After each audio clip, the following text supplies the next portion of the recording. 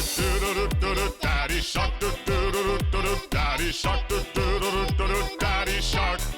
Grandma shark doo doo doo doo doo grandma. 네, 이게 저희의 베이비샥이라는 노래인데요.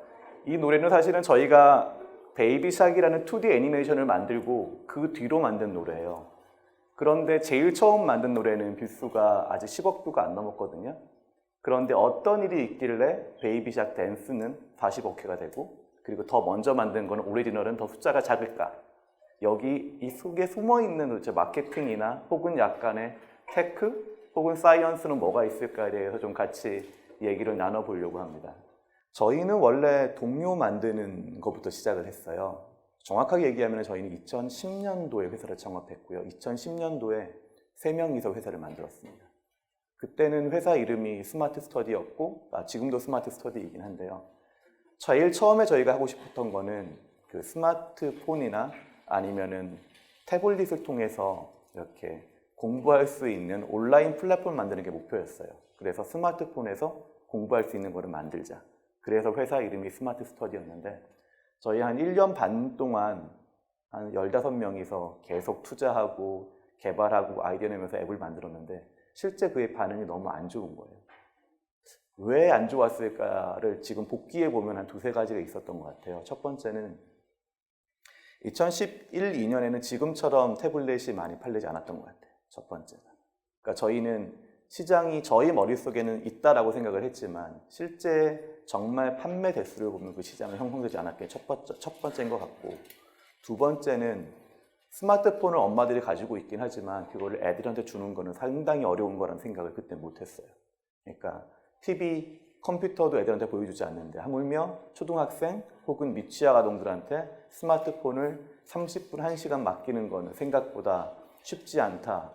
그러니까 그때도 그랬고 지금은 조금 나아진 것 같지만 특히 2011년, 2년에는 전혀 그 유저들의 그 습관과 전혀 달랐던 걸 저희가 생각을 했던 것 같아요. 그래서 이제 할 수 없이 저희는 피보팅을 하게 됐고, 그래서 찾았던 게 아이들이 잠깐 볼 수 있는 10분 정도 볼 수 있는, 이를테면 엄마가 갑자기 커피를 마셔야 하거나 세탁을 해야 되거나 혹은 주방에서 요리를 해야 될 때 아이의 시선을 잠깐 잡아줄 수 있는 그런 엔터테인먼트가 있으면 어떨까로 생각을 바꾸게 됐고요.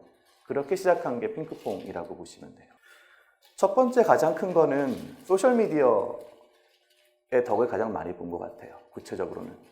그런데 이 소셜미디어는 한국에서 일어난 게 아니고 인도네시아에서 시작을 했어요. 인도네시아에서 베이비샥 챌린지라고 해서 아까 봤던 저희 노래에 맞춰서 사람들이 춤추고 노래한 거를 인스타그램이나 아니면 페이스북이나 유튜브에 올리면서 첫 번째 모멘텀이 발생을 했습니다.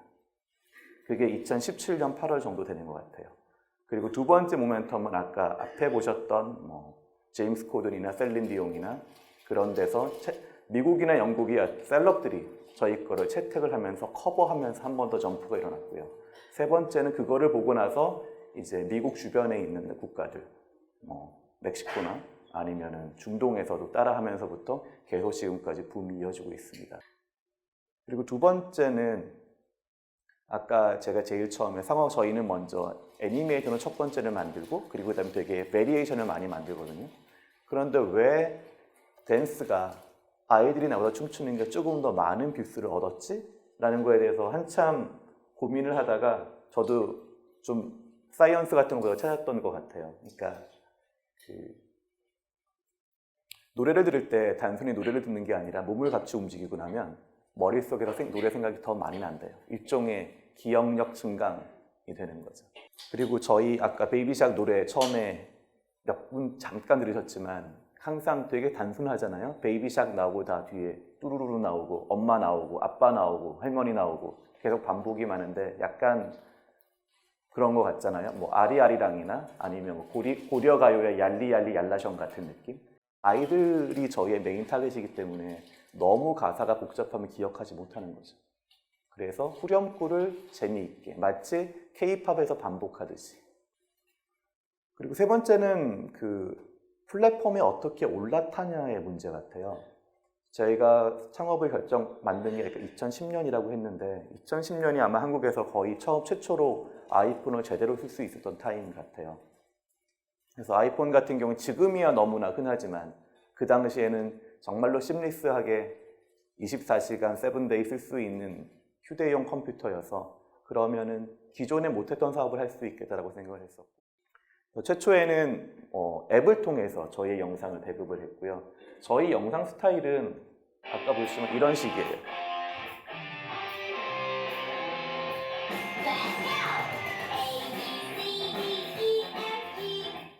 네, 스마트폰에서 보여줘야 되기 때문에 일단은 컬러가 비비드해야 돼요. 보통의 동료나 아이들 책은 되게 파스텔 톤에 되게 옅잖아요.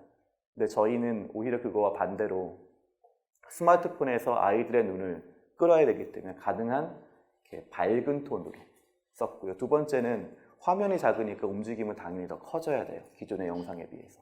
그리고 세 번째는 자막도 역시 커져야 돼요. 자막이 큰 건 두 가지가 의미가 있는 것 같아요. 첫 번째는 물론 아이들은 자막을 못 읽는 경우가 더 많지만 엄마들 같은 경우에는 자막이 있으면 이건 왠지 더 교육적일 거라는 생각을 하시게 되는 것 같아요. 그리고 심지어 애들이 물어볼 때가 있잖아요. 이거 영어인데 무슨 말이에요? 그럼 자막이 있어야 엄마는 대답해 줄 수가 있으니까. 그리고 두 번째 중요했던 플랫폼은 유튜브 같아요. 유튜브는 2010년부터 많이 올라왔고 저희는 2013년, 4년 정도에 고민을 좀 많이 하게 됐어요. 왜 고민을 했어야 되냐면 저희는 앱에서 컨텐츠를 구독하는 서비스, 구독하거나 아니면 인앱 퍼처스를 해야 되는 시스템이에요. 저희는 유료 유저를 가지고 있는 거죠. 근데 생각해 보시면 유튜브 그 옛날에 레드고 지금은 서브스크라이브 하는 사람 그렇게 많지 않으시잖아요, 지금은. 근데 2016년에는 정말 더 없었거든요. 그러면 저희는 앞으로 우리 영상을 유튜브에다 올려버리면 누가 앱에서 우리 걸 구매하지? 라는 생각이 드는 거죠.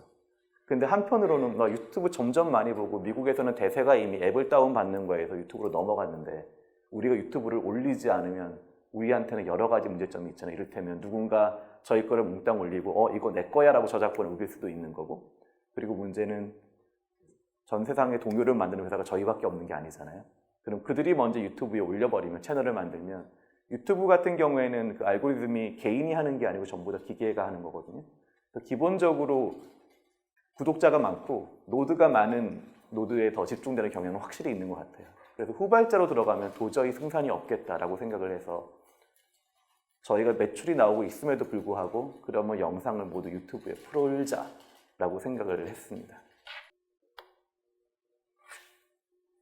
그래서 저희는 온라인, 특히 모바일 기반의 업체여서 그리고 아쉽게도 저희는 플랫폼이 아니어서 오프라인에 어떻게 그 위치를 만들까? 어떤 회사랑 같이 일을 할까가 되게 중요한 부분이기도 하고 그리고 싸이의 강남스타일은 너무나 좋은 노래이지만 베이비샥도 마찬가지고 이런 컨텐츠는 항상 생로병사가 있을 수밖에 없거든요.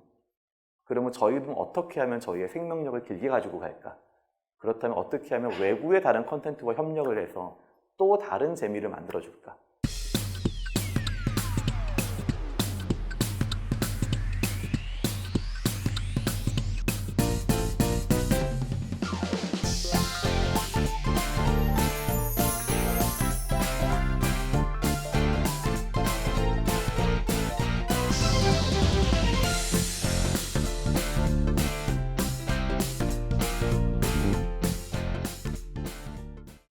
그래서 아마 오늘 말씀드릴 거의 핵심은 크게 세 가지인 것 같아요.